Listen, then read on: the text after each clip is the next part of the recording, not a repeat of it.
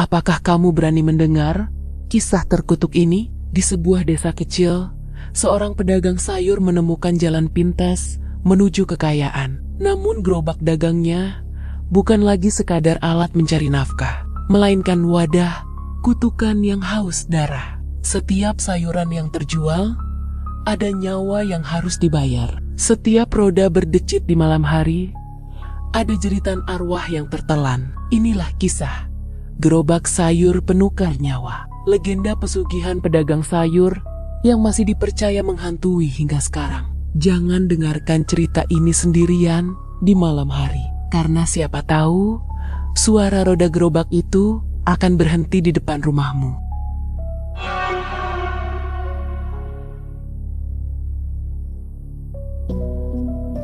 Udara dini hari di kampung itu terasa lebih dingin dari biasanya. Kabut tipis menyelimuti jalan tanah yang mengarah ke pasar, seakan menyembunyikan sesuatu yang tak kasat mata. Dari kejauhan, terdengar suara roda gerobak berdecit. Padahal, belum ada pedagang yang berangkat. Suara itu mendekat, lambat tapi pasti. Dan setiap rumah yang dilewati, terdengar seperti mengeluh, berderit, bahkan sesekali terdengar tangisan samar. Tak ada yang berani mengintip dari balik jendela. Karena orang-orang kampung percaya bahwa bila kau melihat gerobak itu sebelum fajar, maka esok pagi ada nyawa yang akan ditagih. Pak Samin, seorang pedagang sayur yang sudah lama terpuruk karena dagangannya tak pernah laku, malam itu terjaga oleh suara aneh itu. Jantungnya berdegup kencang ketika suara roda kayu berhenti tepat di depan rumahnya. Dari celah jendela, ia melihat samar bayangan gerobak tua dengan sayuran hijau yang tampak segar berkilauan meski tanpa cahaya. Seorang kakek bongkok dengan wajah tertutup kain lusuh berdiri di sampingnya. Pak Samin menggigil, tapi rasa putus asa dalam dirinya membuatnya tak berpikir panjang. Ia keluar, mendekati sosok itu. Kakek itu menoleh perlahan, menyingkap sebagian kain yang menutupi wajahnya. Mata yang cekung dan hitam pekat menatap Pak Samin. Lalu terdengar suara parau yang mengiris telinga. Apakah kau ingin daganganmu selalu habis, Pak Samin? Suara itu bukan hanya terdengar di telinga, melainkan juga menggema dalam kepalanya. Pak Samin terdiam. Tubuhnya kaku. Selama ini, ia sudah terlalu sering dipermalukan di pasar. Bahkan istrinya sudah mulai putus asa. Tak jarang pertengkaran terjadi karena hasil dagangan yang hanya cukup untuk makan sehari. Ya, jawabnya akhirnya dengan suara bergetar. Kakek itu mengangguk. Ia menepuk gerobak tua itu, lalu mendorongnya perlahan ke arah Pak Samin.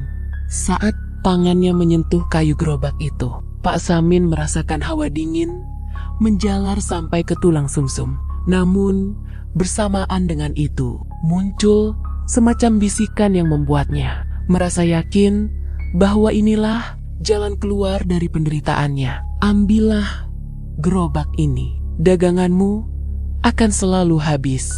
Tapi ingat, setiap sayuran yang terjual akan ada nyawa yang harus diganti. Gerobak ini akan memilihnya sendiri. Kau hanya perlu mendorongnya setiap pagi.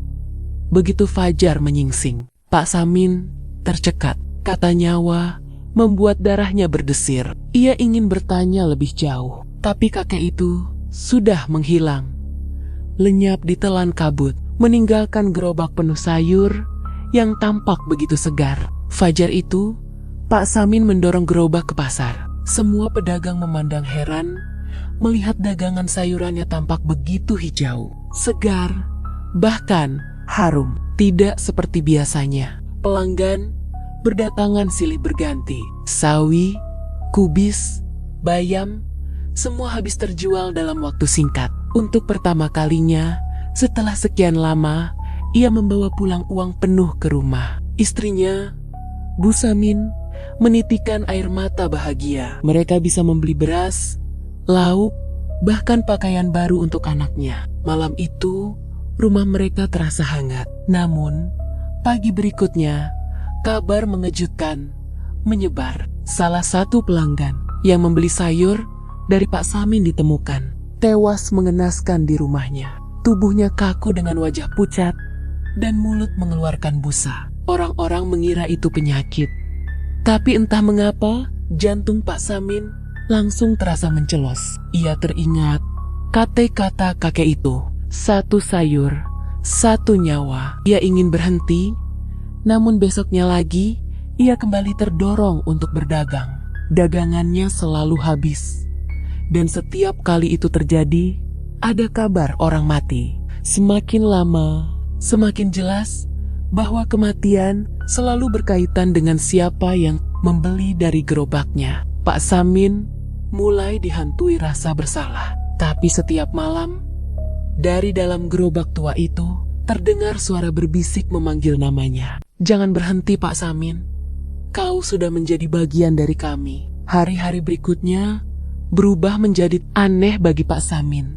Setiap kali ia mendorong gerobak tua itu menuju pasar, ada hawa dingin yang selalu menyelimuti tubuhnya. Kayu gerobak itu tampak biasa dari luar, tapi saat disentuh, rasanya seperti memegang batu nisan yang baru saja digali dari tanah kuburan. Dagangan yang dibawanya selalu tampak segar, bahkan lebih segar dari sayuran pedagang lain. Tidak ada yang tahu dari mana asal sayur itu. Bahkan Pak Samin sendiri tidak pernah melihatnya ia isi. Setiap kali fajar datang, sayuran sudah ada di dalam gerobak, tersusun rapi, penuh, dan siap dijual. Orang-orang semakin ramai membeli darinya. Bahkan beberapa pelanggan rela berdesakan demi mendapat giliran lebih dulu. Uang mengalir deras. Kehidupan keluarga Pak Samin mulai berubah. Ia bisa melunasi sebagian hutang, bahkan mulai dipandang dengan hormat oleh tetangga yang dulu sering meremehkan. Namun, bersamaan dengan itu, kematian terus saja terjadi. Tidak pernah gagal. Selalu ada nyawa yang melayang setiap kali dagangan di gerobak itu ludes. Mula-mula, korban adalah pembeli biasa, lalu berlanjut ke tetangga dekat. Bahkan ada seorang pedagang sayur lain yang meninggal setelah membeli seikat bayam karena dagangannya sendiri tidak laku. Desas-desus mulai menyebar. Warga pasar bergumam lirih, menyebut-nyebut nama Pak Samin dengan nada penuh curiga. Tapi anehnya, mereka tetap membeli dagangannya, seolah ada sesuatu yang memaksa mereka untuk terus datang. Ada daya tarik ganjil dari sayur itu, seperti aroma segar yang menenangkan, membuat orang tidak bisa menolak untuk membeli. Suatu malam, Pak Samin duduk termenung di ruang tengah rumahnya. Uang hasil jualan tergeletak di meja, tapi matanya kosong. Bu Samin menghampiri sambil tersenyum, membawa segelas teh hangat. Kenapa bengong saja, Pak? Pak, sekarang kita sudah jauh lebih baik. Anak kita bisa sekolah lagi, hutang-hutang hampir lunas. Ini berkah dari Tuhan, katanya sambil duduk di samping suaminya. Pak Samin menatap istrinya lama. Bibirnya bergetar, ingin berkata bahwa semua ini bukanlah berkah, melainkan kutukan. Tapi lidahnya keluh. Ia hanya mengangguk pelan, mencoba menenangkan dirinya sendiri. Namun, malam itu, ketika semua sudah tidur, suara bisikan kembali terdengar dari arah halaman depan. Tempat gerobak itu terparkir. Suara itu lirih, menyerupai suara banyak orang yang bergumam bersama. Nyawa, nyawa, nyawa. Pak Samin tersentak.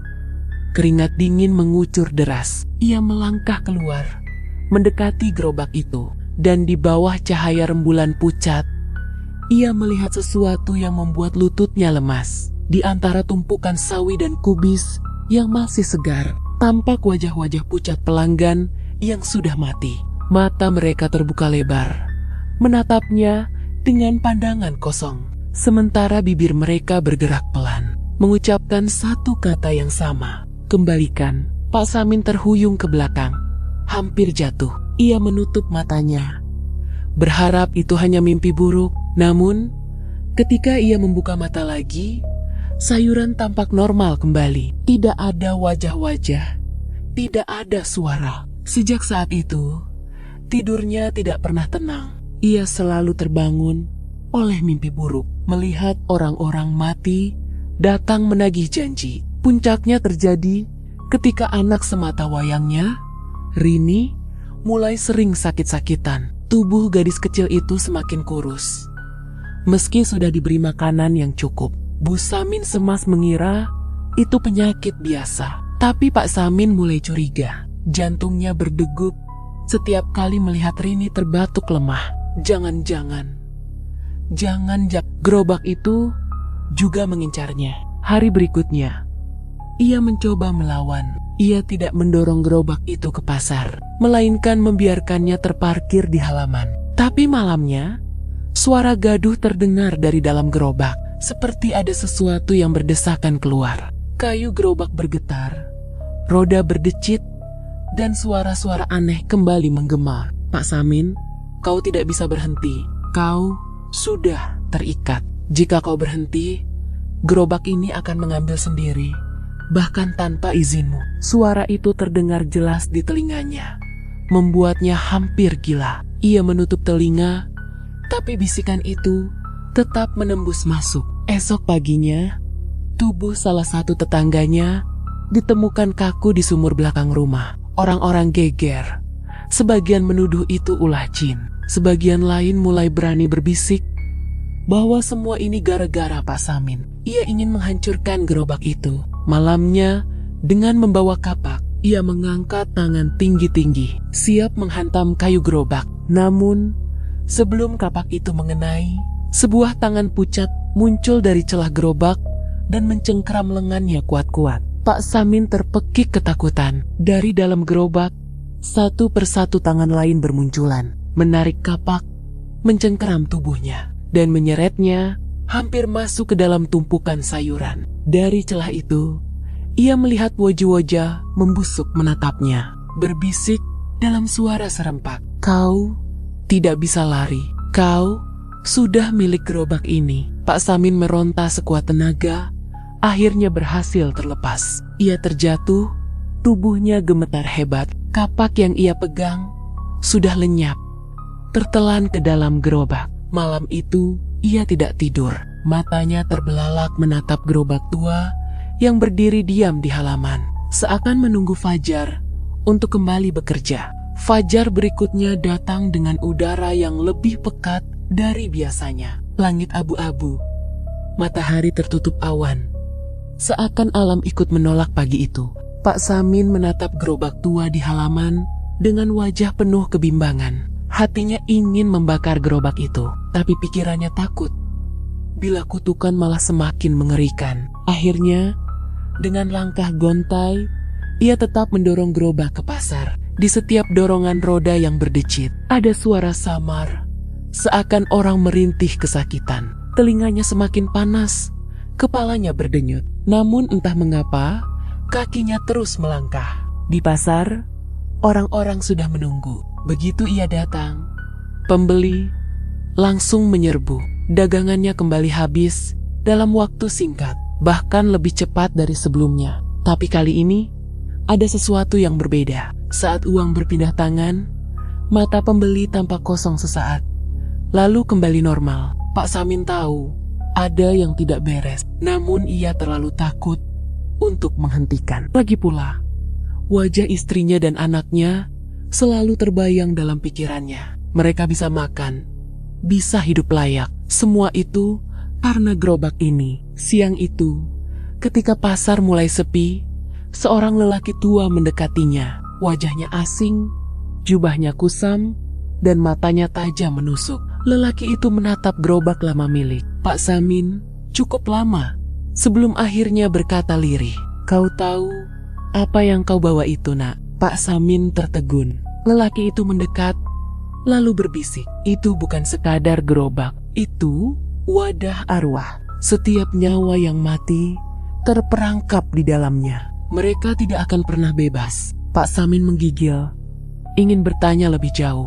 Namun lelaki itu sudah menghilang begitu saja di antara kerumunan, seolah ditelan udara. Sepulang dari pasar, suasana rumah tidak tenang. Rini terbaring lemah, Tubuhnya panas dingin. Bu Samin menangis panik, meminta suaminya membawa anak mereka ke tabib. Namun tabib hanya menggeleng pelan, mengatakan bahwa tubuh Rini seakan kehilangan energi hidup. Pak Samin semakin yakin bahwa gerobak itu menagih. Mungkin Rini akan jadi korban berikutnya. Malam itu, ia duduk di depan gerobak. Menatapnya lama, suara bisikan kembali terdengar.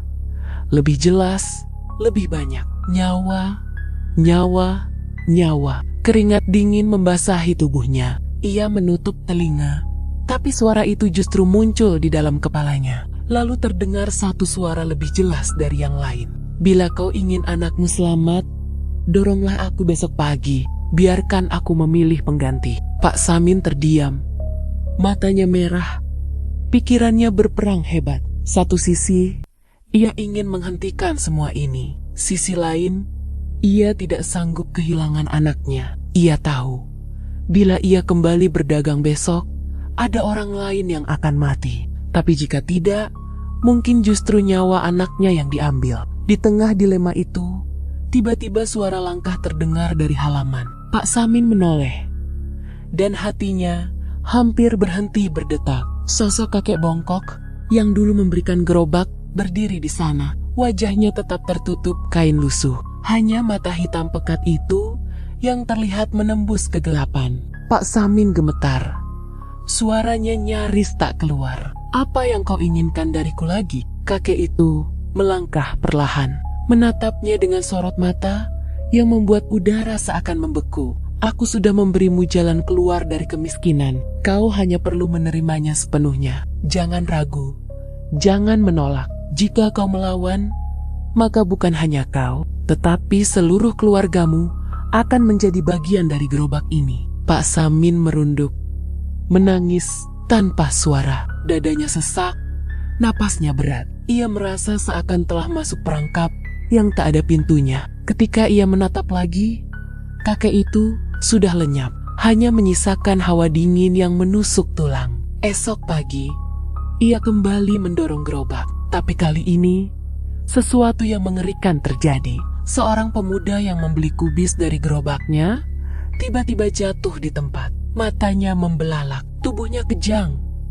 lalu mati seketika. Orang-orang berteriak panik. Sebagian lari, sebagian mencoba menolong. Tapi sia-sia. Semua mata tertuju pada Pak Samin.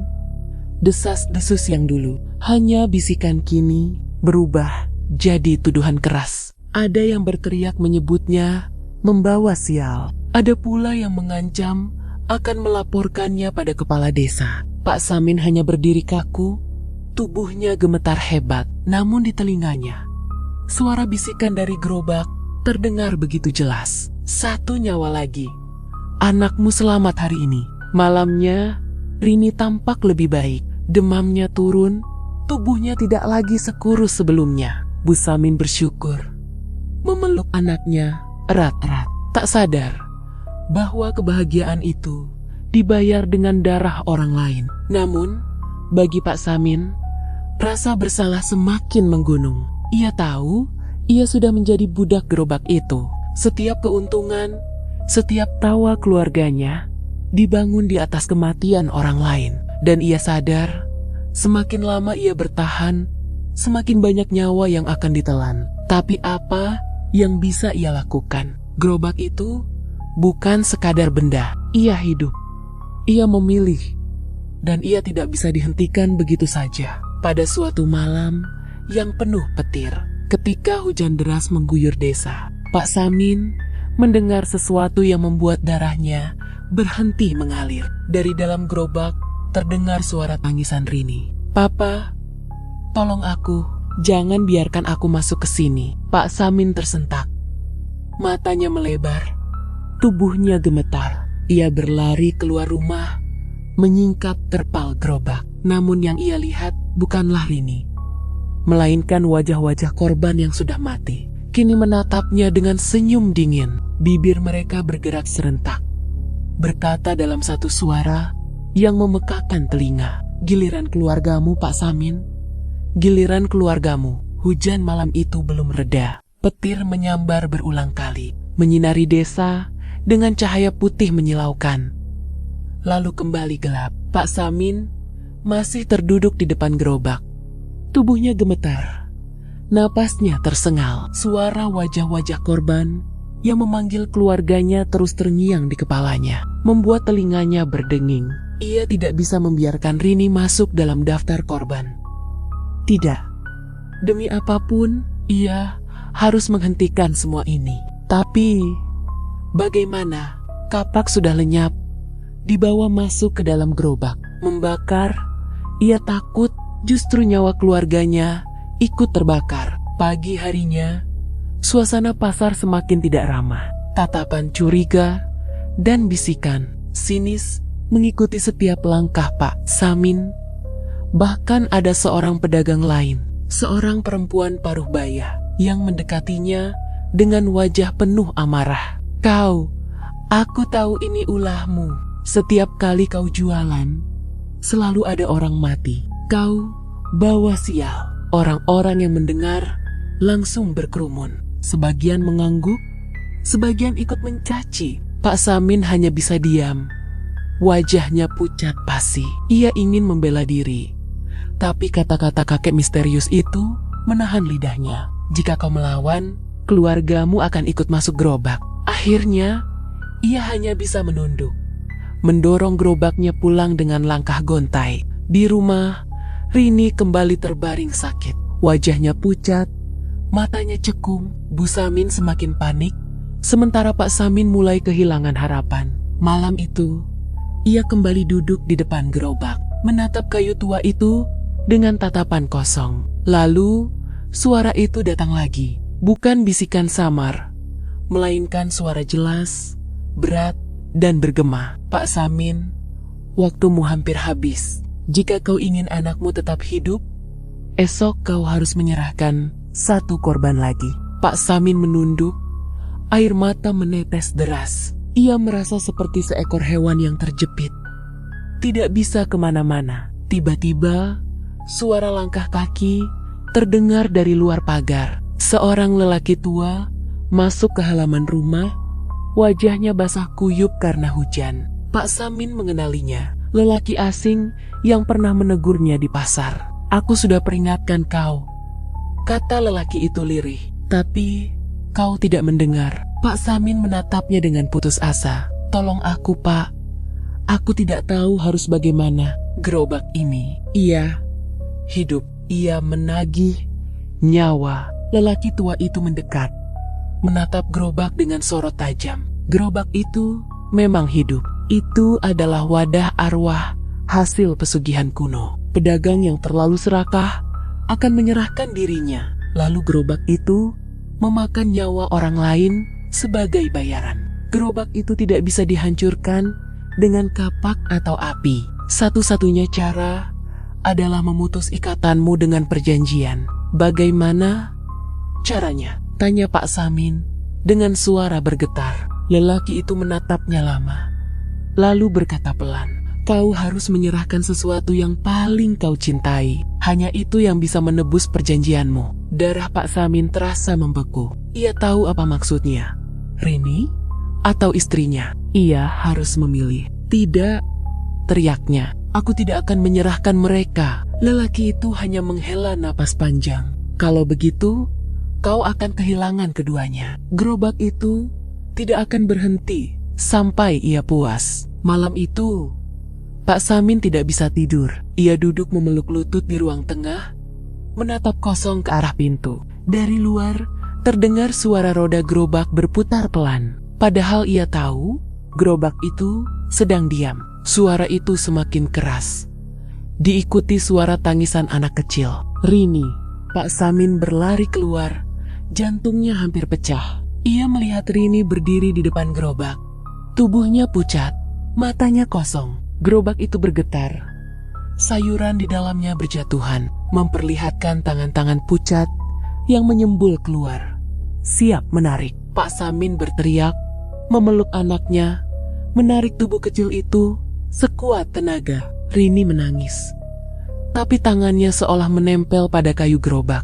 Papa, lepaskan aku. Aku sudah dipanggil. Tidak, Rini. Kau tetap di sini, teriak Pak Samin dengan air mata bercucuran. Bu Samin keluar rumah, menjerit histeris melihat anaknya hampir terseret masuk ke gerobak. Ia membantu menarik. Tubuhnya bergetar hebat. Akhirnya, dengan tenaga terakhir, mereka berhasil melepaskan Rini. Anak itu langsung pingsan di pelukan ibunya. Gerobak berhenti bergetar, kembali diam. Tapi hawa dinginnya semakin pekat. Pak Samin terduduk lemas. Tubuhnya gemetar. Napasnya terengah. Ia tahu waktunya hampir habis. Gerobak itu tidak akan berhenti menagih. Dan ia tidak bisa terus melawan. Malam itu, ia menatap istrinya yang tertidur memeluk Rini. Dalam hatinya, pergulatan besar terjadi. Kata-kata lelaki tua itu bergema terus. Kau harus menyerahkan sesuatu yang paling kau cintai. Jika itu satu-satunya cara, mungkinkah ia sanggup? Tapi jika ia tidak melakukannya, gerobak itu sendiri yang akan mengambil tanpa memberi pilihan. Dan mungkin bukan hanya satu, melainkan semua yang ia cintai. Malam semakin larut, hujan sudah reda. Namun udara masih berbau tanah basah. Pak Samin duduk di beranda rumah. Wajahnya penuh kelelahan, matanya merah karena tidak tidur. Pikirannya terus dihantui suara-suara dari gerobak. Ia teringat perkataan lelaki tua misterius itu. Harus menyerahkan sesuatu yang paling dicintai untuk memutus perjanjian. Tapi bagaimana mungkin ia tega? Rini adalah satu-satunya anaknya. Bu Samin adalah perempuan yang setia menemaninya dalam pahit getir hidup. Sementara ia masih terjebak dalam pergulatan batin. Suara roda gerobak berdecit kembali terdengar. Padahal gerobak itu diam di halaman. Tapi suaranya seakan bergerak sendiri, berputar pelan. Dari dalam rumah, Bu Samin terbangun, lalu mendekati suaminya. Pak, kau kenapa? Sejak beberapa hari ini, kau terlihat sangat aneh. Apa yang sebenarnya terjadi dengan gerobak itu? Pak Samin menoleh, menatap istrinya dengan mata berkaca-kaca. Ia ingin berkata, ingin jujur, tapi lidahnya seakan terkunci. Jika ia jujur, mungkin justru Bu Samin akan ketakutan, bahkan membenci dirinya. Tidak ada apa-apa, Bu. Tidurlah. Namun, Bu Samin tidak percaya. Ia semakin yakin bahwa gerobak itu membawa sesuatu yang gelap. Ia sering bermimpi buruk, melihat sayuran yang berubah menjadi kepala-kepala manusia. Dan setiap kali terbangun, ia mendengar suara tangisan samar dari arah halaman. Hari-hari berikutnya menjadi semakin berat. Orang-orang di pasar sudah mulai terang-terangan mengusir Pak Samin. Tidak ada lagi senyum ramah, hanya tatapan penuh kebencian. Bahkan ada yang berteriak agar ia meninggalkan pasar, karena mereka yakin kematian beruntun berasal dari dagangannya. Tapi anehnya, meski diusir, masih ada orang yang membeli. Seperti ada yang memaksa mereka mendekat, meski wajah mereka ketakutan. Begitu mereka membeli, nyawa pun kembali melayang. Pak Samin semakin terperangkap. Ia ingin berhenti, tapi setiap kali mencoba, Rini langsung jatuh sakit. Ia ingin menyerahkan diri, tapi gerobak itu menolak. Gerobak itu seolah hanya mau menelan korban yang dipilihnya sendiri. Hingga suatu malam, mimpi buruk datang lagi. Kali ini lebih nyata, lebih menusuk. Ia bermimpi melihat Rini duduk di dalam gerobak, dikelilingi tangan-tangan pucat yang mencengkeram tubuh kecilnya. Wajah anaknya penuh luka, matanya memohon, "Papa, tolong aku, jangan biarkan aku di sini." Pak Samin terbangun dengan teriakan. Tubuhnya basah oleh keringat. Ia menoleh, dan matanya langsung membelalak. Di samping ranjangnya, gerobak itu sudah ada. Padahal tadi, ia parkir di luar rumah. Bagaimana mungkin gerobak itu bisa masuk? Sayuran di dalamnya berjatuhan, berganti menjadi wajah-wajah pucat yang menatapnya dengan senyum dingin. Di tengah tumpukan itu, ada wajah Rini. Pak Samin menjerit, langsung melompat turun dari ranjang. berusaha menyeret istrinya dan anaknya keluar kamar. Tapi pintu kamar terkunci rapat. Meski ia sudah menghantamnya berulang kali, gerobak itu bergerak perlahan mendekat. Roda kayunya berdecit, suara bisikan bergema. "Waktumu habis, Pak Samin. Pilih sekarang." Bu Samin menjerit histeris, memeluk Rini erat-erat. "Apa yang kau sembunyikan dariku, Pak? Apa yang sebenarnya kau lakukan?" Pak Samin menangis. Akhirnya ia jujur di tengah kepanikan itu. Ia menceritakan semuanya. Tentang kakek misterius, tentang gerobak yang menagih nyawa, tentang perjanjian terkutuk. Bu Samin menangis keras, memukul dada suaminya dengan penuh amarah. "Kenapa kau lakukan ini? Kenapa kau jual nyawa orang lain demi kita?" Pak Samin tidak menjawab. Ia hanya terisak, menunduk dalam penyesalan. Gerobak semakin dekat, sayurannya berjatuhan satu persatu, memperlihatkan tangan-tangan pucat yang mulai meraih. Suara bisikan semakin keras, menusuk telinga. "Nyawa, nyawa, nyawa." Rini menangis, tubuhnya gemetar. Bu Samin berusaha melindunginya, tapi hawa dingin dari gerobak semakin kuat, membuat napas mereka sesak. Dalam kepanikan itu, Pak Samin teringat kembali kata-kata lelaki tua misterius. "Kau harus menyerahkan sesuatu yang paling kau cintai." Air mata mengalir deras di pipinya. Ia menatap istrinya, menatap anaknya, lalu menatap gerobak yang semakin mendekat. Ia sadar, mungkin hanya ada satu cara. Dengan suara bergetar, ia berbisik lirih, "Ambil aku, ambil nyawaku, tapi jangan sentuh anak dan istriku." Gerobak berhenti bergerak. Suara bisikan mendadak hening. Lalu, perlahan, sayur-sayuran di dalamnya berguncang hebat. Tangan-tangan pucat bermunculan lebih banyak, meraih tubuh Pak Samin. Ia tidak melawan. Ia pasrah. Bu Samin berteriak histeris, mencoba menarik suaminya. Tapi tangan pucat itu lebih kuat. Dalam sekejap, tubuh Pak Samin terseret masuk ke dalam gerobak. Suara jeritannya menggema, lalu lenyap. Gerobak bergetar hebat, lalu berhenti. Sayuran kembali tersusun rapi, seakan tidak pernah terjadi apa-apa. Hanya tersisa pakaian compang-camping milik Pak Samin di lantai. Bu Samin memeluk Rini erat-erat, menangis sejadi-jadinya. Malam itu, gerobak kembali diam. Tapi entah sampai kapan, karena mungkin ia masih lapar, masih akan menagih, mencari nyawa baru. Sejak malam itu, hidup di rumah kecil keluarga Samin berubah selamanya. Bu Samin tidak pernah lagi melihat suaminya, hanya pakaian compang-camping yang tertinggal sebagai tanda terakhir keberadaannya. Tangisannya menggema setiap malam, membuat Rini semakin sering ketakutan. Namun, ada sesuatu yang lebih menyeramkan. Gerobak itu masih berada di halaman, tidak hilang, tidak hancur, hanya diam menatap rumah mereka dengan wujud kayunya yang sudah tua, seolah menunggu, seolah sabar menanti giliran berikutnya. Bu Samin tidak pernah lagi berani menyentuhnya. Bahkan untuk melangkah keluar rumah pun, ia selalu menggandeng Rini erat-erat. Ia berencana meninggalkan desa, pergi sejauh mungkin, membuang gerobak itu entah kemana. Tapi setiap kali niat itu muncul, suara roda berdecit terdengar di telinganya. Meski gerobak tidak bergerak sama sekali, suara bisikan itu kembali hadir. Tidak ada yang bisa lari. Perjanjian ini tidak berakhir. Bu Samin menutup telinga, menangis, memohon agar suara itu berhenti.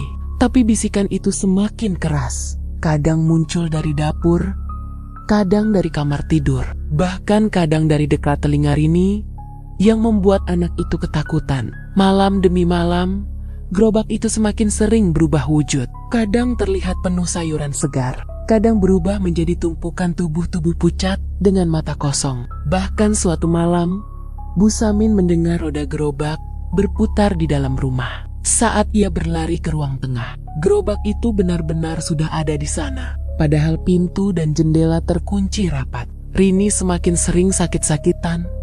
Tubuhnya lemah, wajahnya pucat. Bu Samin sadar Meski suaminya sudah menyerahkan diri, perjanjian itu belum selesai.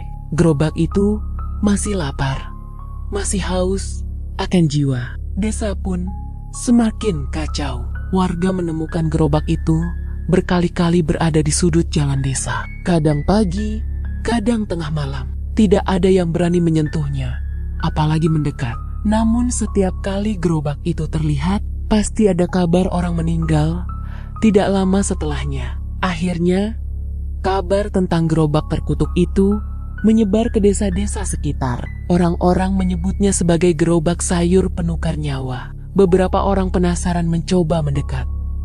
Bahkan ada yang berusaha merusaknya. Tapi, tak satu pun berhasil. Roda gerobak tidak bisa dipatahkan. Kayunya tidak bisa terbakar. Bahkan saat dilempar ke sungai, gerobak itu kembali muncul di halaman rumah keluarga Samin. Bu Samin hanya bisa menjerit putus asa. Tolong, hentikan semua ini. Ambil aku, jangan ambil anakku. Tapi suara bisikan hanya menjawab lirih. Tidak ada akhir.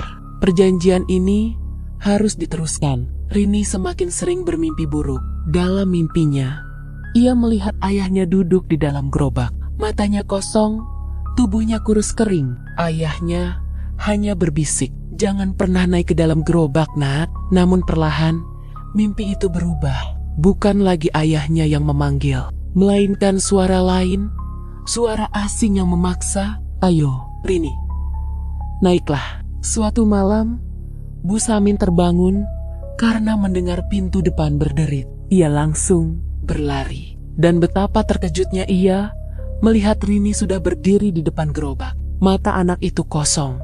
Tubuhnya bergerak seperti dikendalikan. "Rini, jangan dekati." Bu Samin berlari sekuat tenaga, memeluk anaknya, menariknya menjauh.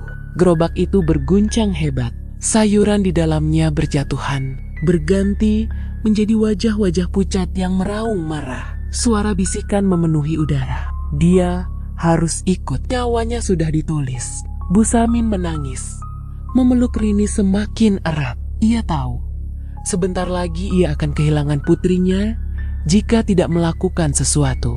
Dalam keputusasaan, ia nekat meraih sebilah pisau dapur dan menghunuskannya ke tubuhnya sendiri. "Jika harus ada pengganti, ambil aku. Biar aku yang menebus semuanya." Darah mengalir deras.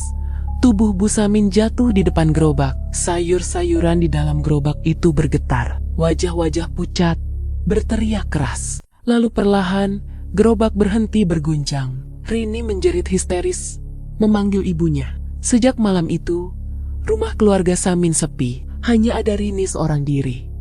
Tubuhnya lemah. Matanya selalu sembab karena menangis. Gerobak itu tetap berdiri di halaman, setia menunggu. Tidak ada yang tahu bagaimana nasib Rini selanjutnya. Beberapa warga bersumpah masih sering melihatnya duduk di depan rumah, menatap gerobak itu sambil menangis. Ada pula yang berkata bahwa rumah itu kini kosong. Pintunya terkunci, jendelanya pecah, namun suara roda gerobak masih sering terdengar di malam hari. Konon, siapapun yang berani mendekat akan mendengar suara sayup-sayup dari dalam gerobak. Suara perempuan menangis, suara laki-laki menjerit, dan suara seorang anak kecil yang memohon minta tolong.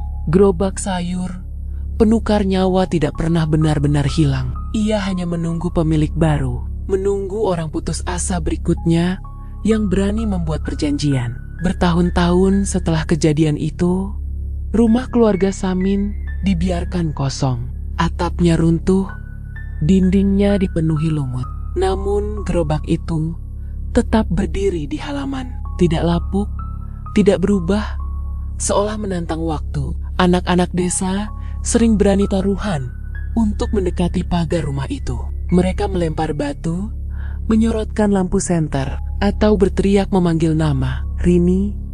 Kadang mereka mendengar suara lirih dari dalam rumah, suara seorang anak kecil yang menangis. "Aku lapar." Beberapa warga desa percaya bahwa Rini akhirnya ikut tertelan gerobak itu. Namun, sebagian lagi yakin ia masih hidup, terperangkap di dalam rumah bersama suara-suara arwah yang tak pernah bisa keluar. Seorang dukun pernah mencoba mengusir kutukan itu. Ia membawa dupa, membaca mantra, lalu membakar rumah itu dengan api besar. Namun, ketika api padam, rumah memang menjadi abu, tapi gerobak itu tetap berdiri tegak tanpa gores sedikit pun. Gerobak itu seolah kebal terhadap segala upaya manusia. Akhirnya, warga desa memilih untuk menutup jalan menuju rumah itu. Mereka membuat pagar bambu tinggi, menancapkan sesaji di sekitarnya, dan memberi tanda larangan keras. Tapi tetap saja, ada yang penasaran dan berani mendekat. Beberapa tahun lalu, seorang pedagang sayur pendatang masuk ke desa itu. Ia mencari jalan pintas menuju pasar. Saat malam tiba, ia salah arah dan menemukan gerobak itu berdiri di tepi jalan. Melihat gerobak penuh sayuran segar tanpa pemilik, ia pun mendorongnya dengan girang. Keesokan paginya, pedagang itu ditemukan meninggal dengan mata terbuka lebar dan tubuh membusuk, seolah sudah berhari-hari mati, padahal malam sebelumnya masih sehat. Sejak itu, legenda gerobak sayur penukar nyawa semakin menyeramkan. Orang-orang percaya siapapun yang berani menyentuh gerobak itu akan menjadi korban berikutnya. Sampai hari ini, sebagian orang bersumpah masih melihat gerobak itu. Kadang di jalan sepi, kadang di tepi pasar, kadang bahkan di depan rumah mereka. Bau sayuran segar menyertainya. Tapi jika ditatap terlalu lama, sayuran itu akan berubah menjadi potongan tubuh manusia. Konon, jika kau mendengar suara roda berdecit di tengah malam saat semua orang tidur, jangan sekali-kali membuka pintu, karena bisa jadi gerobak itu sedang menunggu di depan rumahmu. Gerobak sayur penukar nyawa tidak pernah benar-benar hilang. Ia hanya berpindah, mencari pemilik baru, menagih nyawa, menunggu jiwa putus asa yang rela menukar cinta dengan kematian.